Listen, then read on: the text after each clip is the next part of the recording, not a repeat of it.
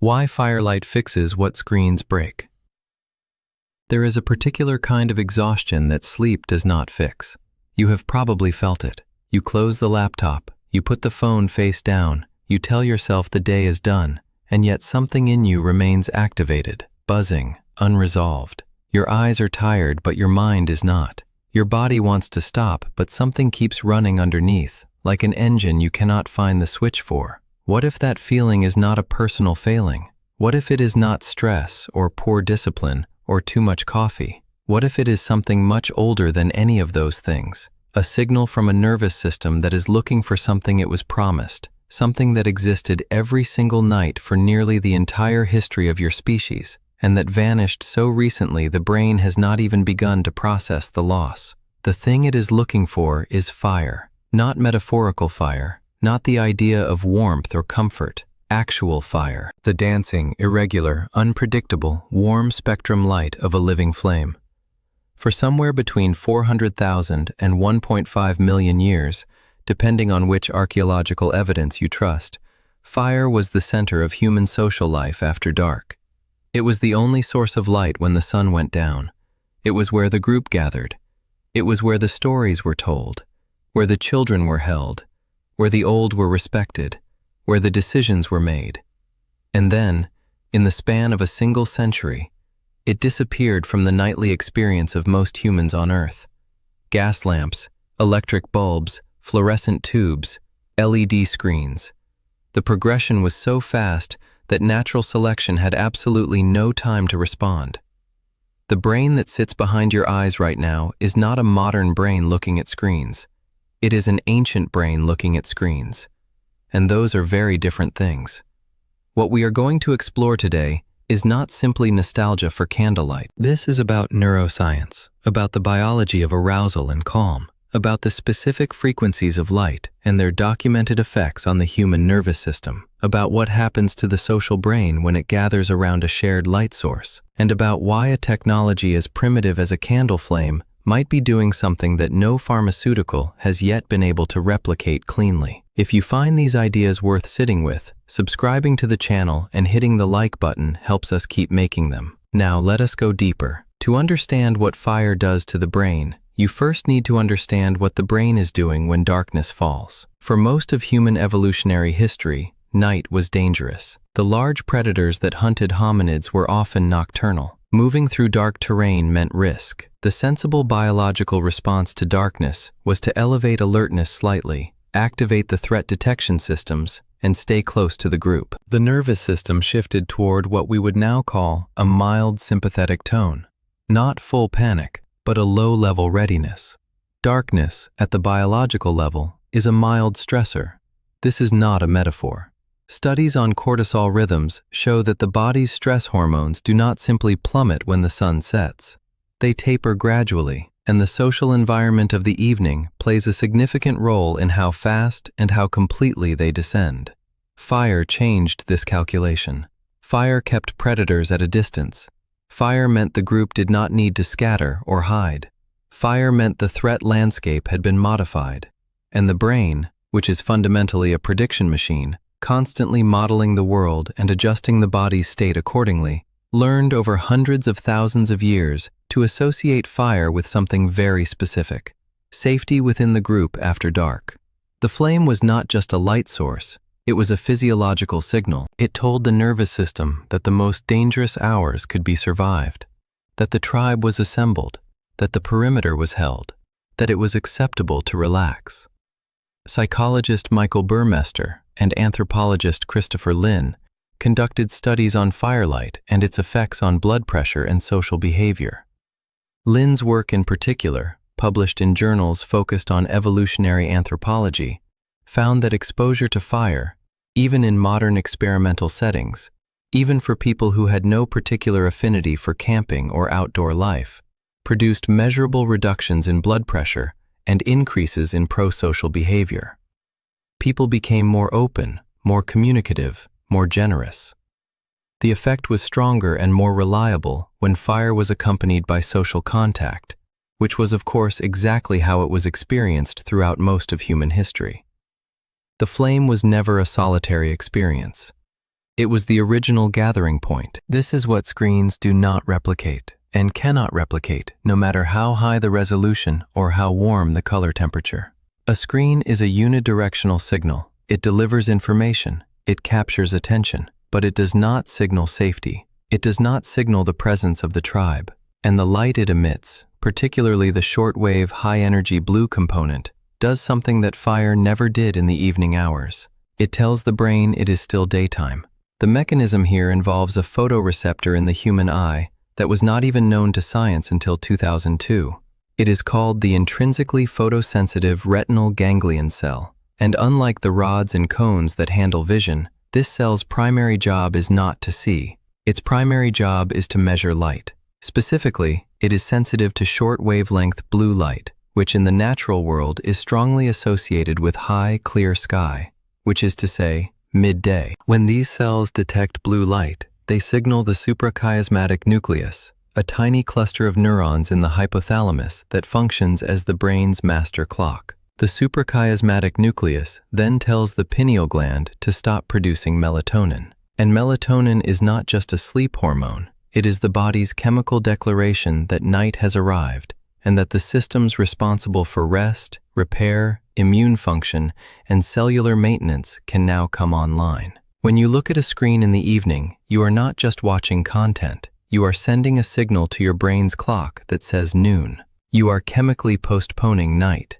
And because night is when the body does an enormous amount of its most important biological maintenance, when growth hormone peaks, when certain immune cells are most active, when the glymphatic system clears metabolic waste from the brain, postponing night is not a trivial thing. It is not like staying up a little late. It is like telling every repair crew in a building to hold off on their work because the lights in the lobby suggest it might still be business hours. Fire does the opposite. The light of a flame sits almost entirely in the red, orange, and yellow portions of the spectrum. It contains almost no blue light. And because it flickers, because the combustion process is inherently variable, it produces a light pattern that the human visual system has never had reason to evolve a stress response to. Candle flames and campfires flicker at frequencies that are statistically similar to what researchers sometimes call 1/f noise, a pattern of variation that appears throughout nature, in ocean waves, in heartbeats, in the rhythm of music that humans reliably find beautiful. The brain does not treat this input as alerting, it treats it as background. It is the visual equivalent of being rocked. There is a concept in sensory neuroscience called neural entrainment, the tendency of brain oscillations to synchronize with rhythmic external stimuli. This is why music affects mood so reliably, why rocking a baby works, why the sound of rain is soporific. Rhythmic, predictable, but not mechanical input at the right frequency tends to pull brainwave activity towards slower, more synchronized patterns. Some researchers have proposed that the flickering of firelight may function as a form of visual entrainment, nudging the brain toward the alpha and theta states that border on sleep and deep relaxation. This has not been definitively proven in controlled trials with sufficient statistical power, and that caveat matters. But the behavioral evidence from Lin's work, combined with what we know about light spectrum and neural entrainment, makes the hypothesis biologically plausible in a way that is difficult to dismiss. What this means is that fire may have been doing something to the human brain every evening for hundreds of thousands of years. Something gentle, something consistent, something that prepared the nervous system for the transition from the alert social world of daytime to the restorative darkness of sleep. And we removed it entirely from daily life in the time it takes for 3 or 4 generations to pass. We replaced it with something that does the opposite, and then we wondered why sleep became a public health crisis. The numbers are striking. The American Academy of Sleep Medicine and the Sleep Research Society have both identified insufficient sleep as a public health epidemic.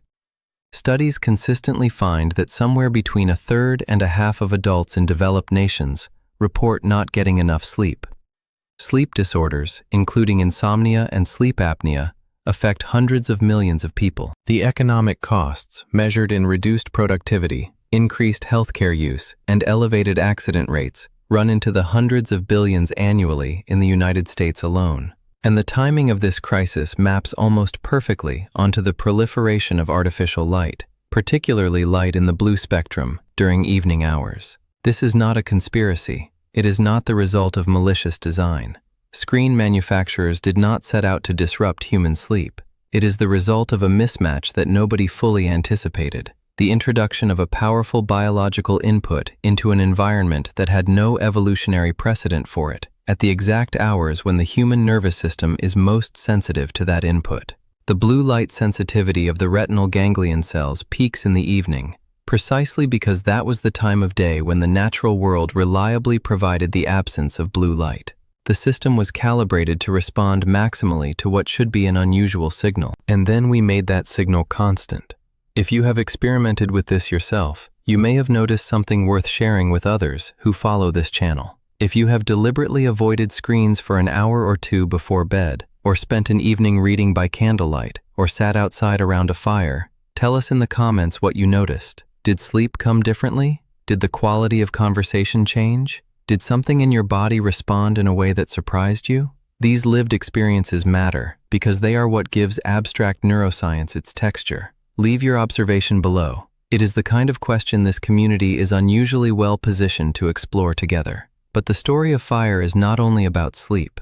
There is another dimension to what the firelit evening was doing that may be even more consequential, and it has to do with how humans processed their days before they went to sleep. There is a phenomenon that has been documented across essentially every traditional human culture studied by anthropologists: the tendency to use the evening hours, particularly after the last meal and before sleep, for narrative, for story. Anthropologist Polly Wiesner spent years studying the Juhoansi people of southern Africa, one of the most extensively studied contemporary forager groups in the world, specifically looking at what they talked about during the day versus what they talked about at night. The results were remarkable. During the day, conversation was practical: food, tools, logistics, social coordination, complaint, and gossip. But around the fire at night, the conversation changed almost entirely. It shifted toward stories, toward imagined worlds, toward the lives of others, toward the past and the future, toward questions that had no immediate practical answer. Wiesner called this the transformation from day talk to night talk,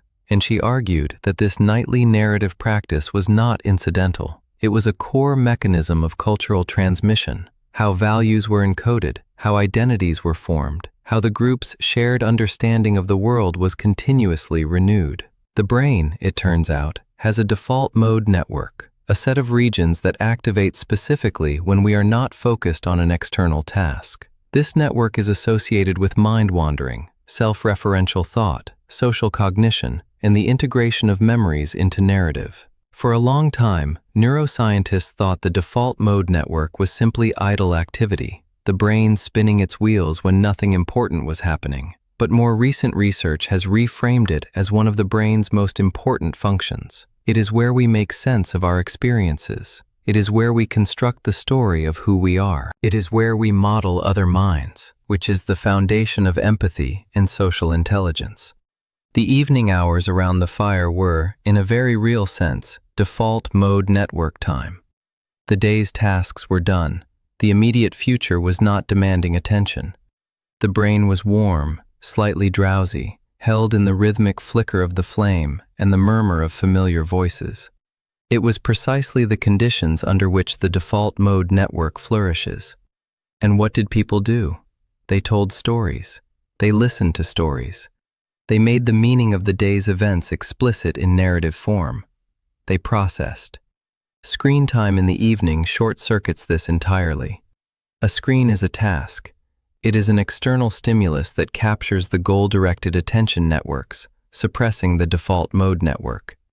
You are not processing, you are consuming. The day's undigested experiences, the argument you have had, the worry you did not examine, the feeling you did not name, remain exactly where they were, queued but unresolved, because the processing machinery never got its window. And then you sleep, and the brain tries to do the work overnight in the form of dreams and memory consolidation. But it is working with less preparation and less time than it was designed to have. This is speculative at the margins, and it is important to say that. Linking evening storytelling to default mode network function and then to screen displacement is a chain of reasoning built from well-supported individual links, but the full chain has not been tested in a single controlled study. What we have is a convergence of findings from different fields that points in the same direction. And that direction says, the evening transition matters. What you do with those hours between the end of work and the onset of sleep is not neutral. It shapes the quality of sleep,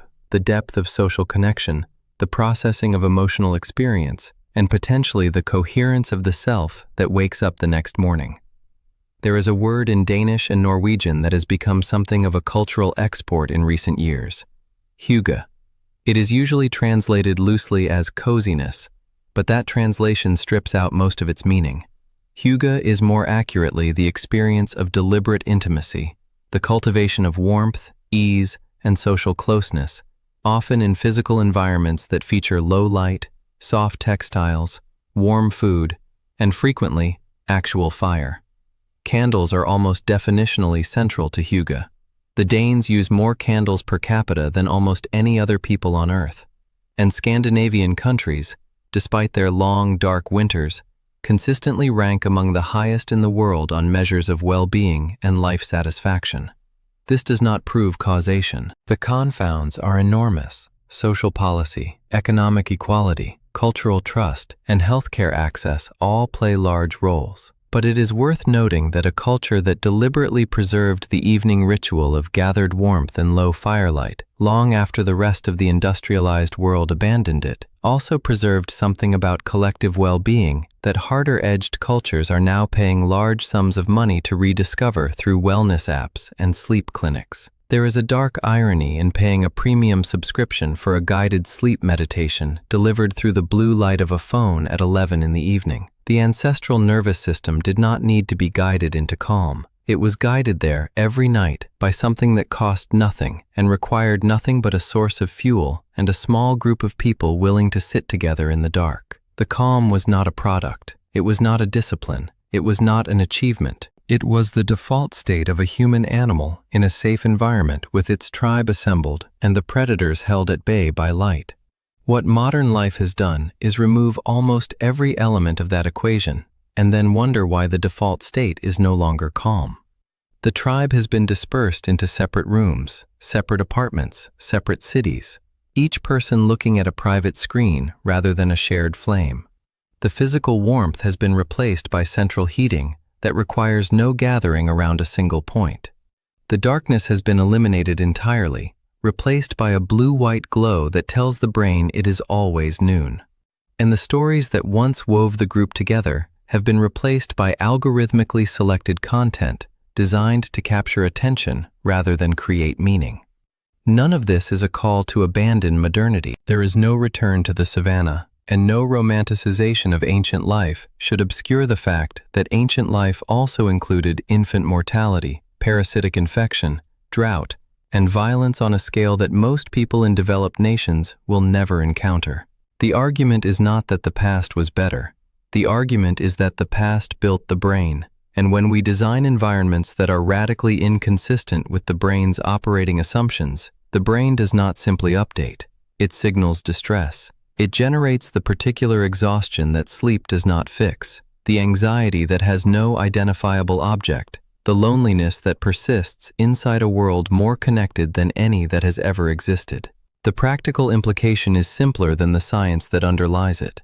The human nervous system has a transition protocol for evening. It involves warm spectrum light, social proximity, reduced task demands, and narrative processing. It does not matter whether that transition is delivered by a campfire, a fireplace, a collection of candles, or simply a deliberate shift away from screens and toward dim, warm light and unhurried conversation. What matters is that the transition is honored, that the brain is given the signal it evolved to expect, that the end of the day is marked by something that says, the threat is managed, the group is here, the darkness is safe, you can rest now. Some of the most consistent findings in sleep research involve not pharmacology, but behavior. The practice of reducing light intensity in the evening, particularly blue spectrum light. The practice of keeping the sleeping environment cool and genuinely dark. the practice of consistent sleep and wake times that respect the body's circadian rhythm, the practice of social connection in the hours before sleep rather than isolated screen exposure. These behaviors, which are described in every sleep hygiene guide ever written, are not arbitrary rules invented by scientists. They are reconstructions, imperfect, partial, but meaningful, of the conditions under which human beings evolved to close their eyes. Fire is not magic. It is chemistry. It is carbon combustion producing photons in specific wavelengths. But the human nervous system spent so many generations responding to those photons in a specific way that the response is now built in. It is not learned. It does not require belief. A candle in a dark room does something to the autonomic nervous system that a light switch cannot replicate, and that is not poetic license. It is the predictable output of a biological system encountering the conditions it was shaped to encounter. If you have stayed with this exploration all the way to this point, you are exactly the kind of mind this channel exists for. The kind of person who finds it more interesting to understand why something is true than simply to be told what to do. If that description fits you, sharing this video and subscribing to the Darwin Way is the most direct way to ensure more of this kind of thinking ends up in your feed, rather than buried under content designed for faster, shallower consumption.